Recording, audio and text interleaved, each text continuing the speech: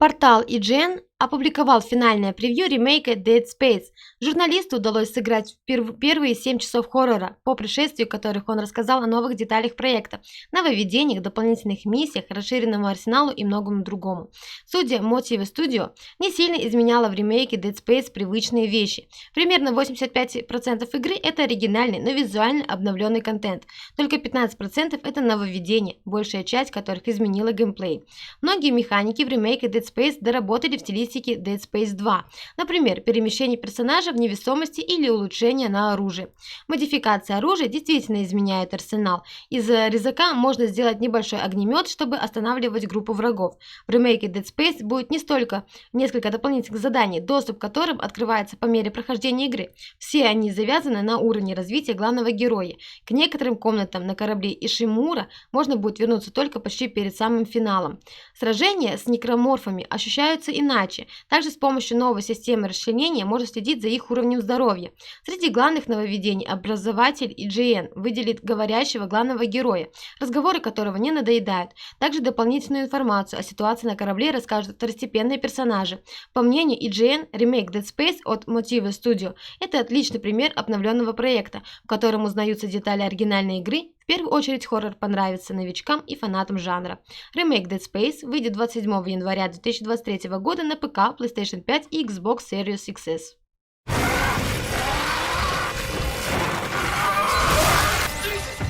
A few days ahead of visiting EA Motive for our Dead Space focused IGN first, I played the original game for the first time since 2008. I only intended to play the first hour or so, but 7 hours later, I found myself still battling through the rusted corpse of the USG Ishimura. I always knew Dead Space was a modern classic, but I was surprised just how well it stood up all these years later. And so I headed to meet the developers with a slightly cynical mindset. What was the point of remaking something that remains so brilliant?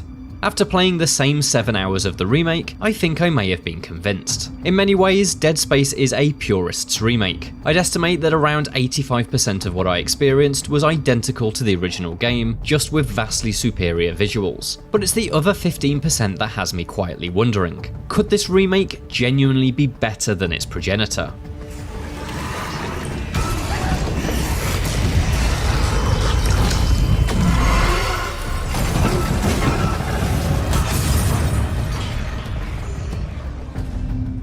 Many of these changes are gameplay improvements, several of which are drawn directly from Dead Space 2. The zero gravity sequences now allow you to move freely in all directions, rather than hop from surface to surface. This obviously allows for a better sense of freedom, but segments redesigned around this ability are notably more interesting than their original counterpart. The centrifuge generator puzzle in Chapter 3 is now a genuine spectacle, while the ADS cannon repair job has been completely changed to be a dangerous spacewalk that amps up the tension. Syncing targeting system. The 2011 sequel's influence can be found in your weapons too, which can now be fitted with a variety of special upgrades that alter their function. The plasma cutter, for instance, can be modded with an extended magazine and the ability to set foes alight for damage over time. The Ripper, meanwhile, can fire blades that ricochet around the room, allowing for trick shots. Such modifications are found hidden around the ship, and so they act as encouragement to explore every room and store cupboard. But thanks to a new security clearance system, you're initially locked out of many side locations you discover. As the story progresses, you're granted increasing levels of clearance, and so you can then backtrack through the now seamless spaceship to open doors that were once forbidden. This interconnected design and backtracking turns the Ishimura into something closer to the Talos 1 station from Prey, a huge structure that feels like a genuine place rather than a series of video game levels. It's an admirable direction, but I've yet to see exactly how well it's used across the full campaign. My hope is that Motive has smartly weaved backtracking into the main missions and the newly added side quests to allow for organic revisits of prior areas, rather than making backtracking a segregated chore.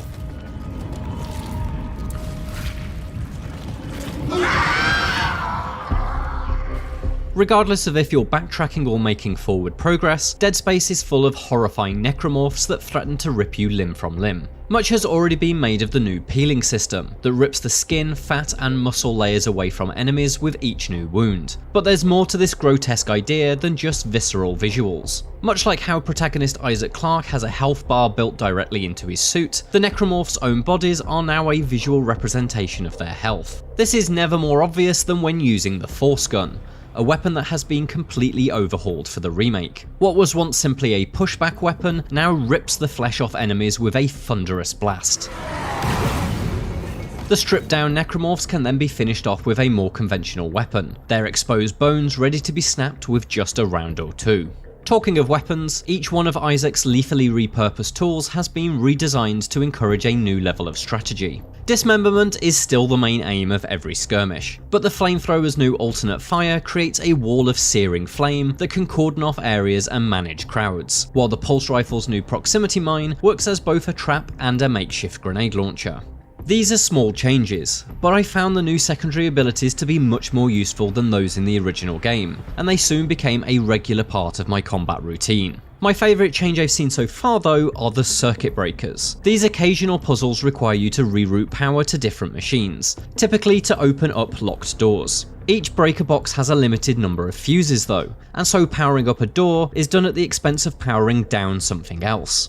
In an early example, this involved turning off an elevator I no longer needed, but in Chapter 3 I was confronted with a much more intriguing sacrifice. To power up a refuel station, I had to divert energy away from either the engineering deck's lights or life support systems. It was a choice. Should I stumble onwards in pitch darkness and risk being ambushed by unseen threats, or navigate well-lit corridors while my air supply rapidly ran dry? It's a smart way to combine challenge with player choice, and I hope this example is the first of many fiendish scenarios rather than a one-off occurrence.